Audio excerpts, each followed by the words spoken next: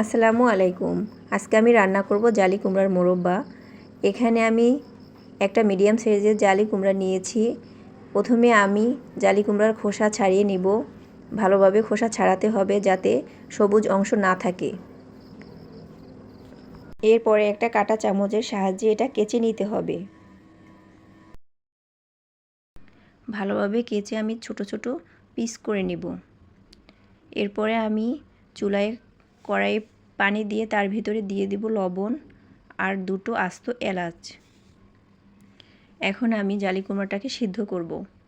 যখন দেখব পানিটা একটু ফুটে উঠেছে তখন আমি এর ভিতরে কুমড়োগুলো দিয়ে দিব। কুমড়োগুলো দিয়ে আমি কিছুক্ষণ রান্না করব। এটা যখন দেখব এটা মোটামুটি সিদ্ধ হয়ে গিয়েছে তখন আমি একটা চালনির সাহায্যে এটাকে চেলে নেব। কুমড়োটা ঠান্ডা হলে হাতের সাহায্যে এর ভিতরের পানিটা বের করতে হবে। পানিটা বের করে এখন আমি কুমড়োর ভিতরে দিয়ে দেব 1 কাপ চিনি। চিনি দিয়ে আমি সম্পূর্ণ কুমড়োটাকে ভালোভাবে মিশিয়ে নিব। এরপরে আমি আধা ঘন্টা রেস্টে রাখব। চিনিটা কুমড়োর ভিতরে ভালোভাবে মেশাতে হবে। অনেক সময় দেখা যায় আমরা যদি চিনিটা আগে না দিয়ে পরে দেই তাহলে কুমড়োর ভিতরে চিনিটা ভালোভাবে ঢোকে না। এখন আমি কুমড়োটা রান্না করার জন্য কড়াইয়ে দিয়ে দিলাম 1 লিটার গরুর দুধ, আস্ত গরম মশলা এবং 1/3 কাপ গুঁড়ো দুধ দিয়ে আমি ভালোভাবে নেড়েচেড়ে কিছুক্ষণ রান্না করব। দুধ কিছুটা ঘন হওয়ার পরে আমি এর ভিতরে দিয়ে দেব সিদ্ধ করা চাল কুমড়া।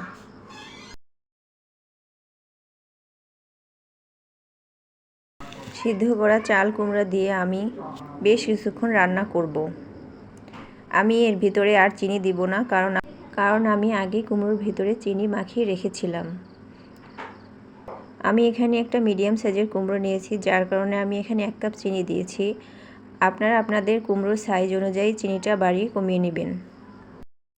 আমি দুধটা ঘন হওয়া পর্যন্ত এখানে কুমড়োটা রান্না করব। যখন দেখব এটা ঘন হয়ে গিয়েছে তখন বুঝতে হবে যে আমাদের রান্নাটা প্রায় শেষ।